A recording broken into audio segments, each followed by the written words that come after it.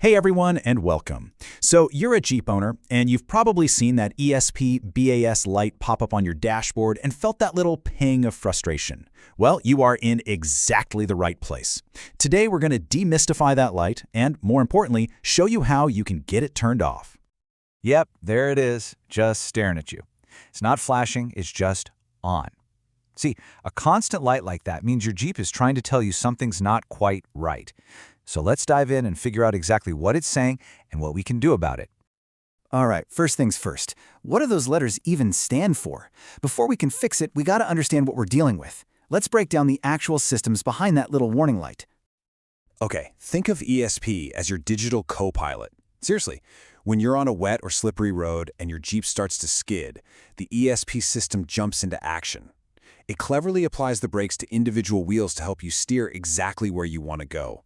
It is an absolutely critical safety feature, especially when the weather gets nasty. Now, BAS works right alongside the ESP. It's designed to detect when you're in a panic stop situation, when you have to slam on the brakes. If it senses you haven't pressed the pedal hard enough, it automatically steps in and applies maximum braking force to help you stop as fast as humanly possible. Now, this is a really important distinction. If you're driving in the rain and that light flashes for just a second or two, that's totally normal. That actually means the system is doing its job. The real issue, the one we're here to solve, is when that light comes on and just stays on. A solid, constant light is a signal that there's a fault somewhere in the system. Okay, now that we know what the system is supposed to do, it's time to put on our detective hats.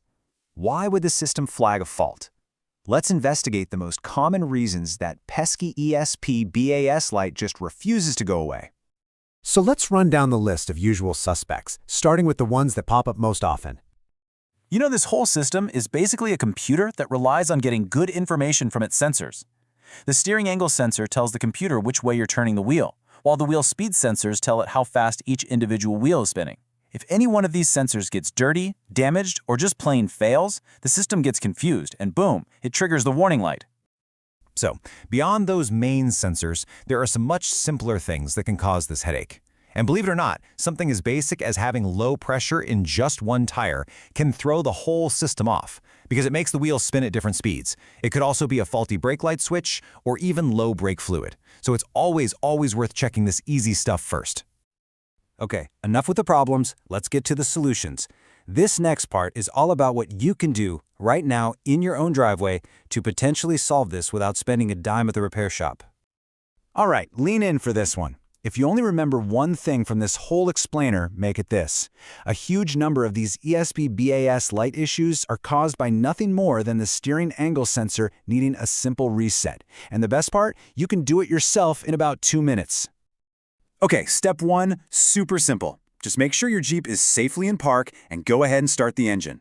Easy enough, right? All right, next, turn your steering wheel all the way to the left, as far as it'll go. Just hold it there for a second. You guessed it. Now, do the exact same thing in the other direction. Turn the steering wheel all the way to the right until it stops. Now, bring the steering wheel right back to the center. You want to make sure your tires are pointing straight ahead. This is basically telling the sensor, okay, this is the new center point. And finally, turn the engine off. Give it a few seconds, then fire it back up. Now, the light might still be on. Don't panic. You usually need to take your Jeep for a short drive, and if this was the problem, that light should switch off. Here's a little pro tip for you. Sometimes that sensor can be a bit stubborn. If the light doesn't go off after your first attempt, don't give up. Go through that whole 5-step process one more time. You'd be surprised how often the second try is the charm. So, you've tried the reset a couple of times, and that annoying light is still staring you down. What's next? Well, now it's time to bring in a little more technology to gather some data.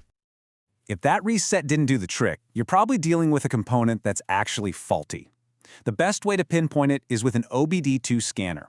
But here's the catch. A basic, cheap code reader might not cut it. You'll likely need a scanner that can specifically read ABS or chassis codes to get the info you need.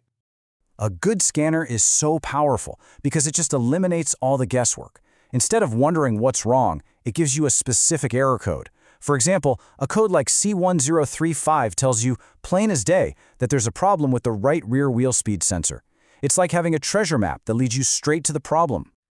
Look, There are definitely times when calling in a professional is the smartest move. If the codes point to something complicated like the main ABS control module, or if you think there might be damaged wires, a good mechanic has the specialized tools to test those parts properly, make the fix, and make sure those fault codes are cleared out of the system for good. We've talked about what the light is and how to fix it, but now we need to talk about the most important part of all, why you should never, ever just ignore it. Let me be perfectly clear. This isn't just an annoying dashboard light. It's a major safety warning.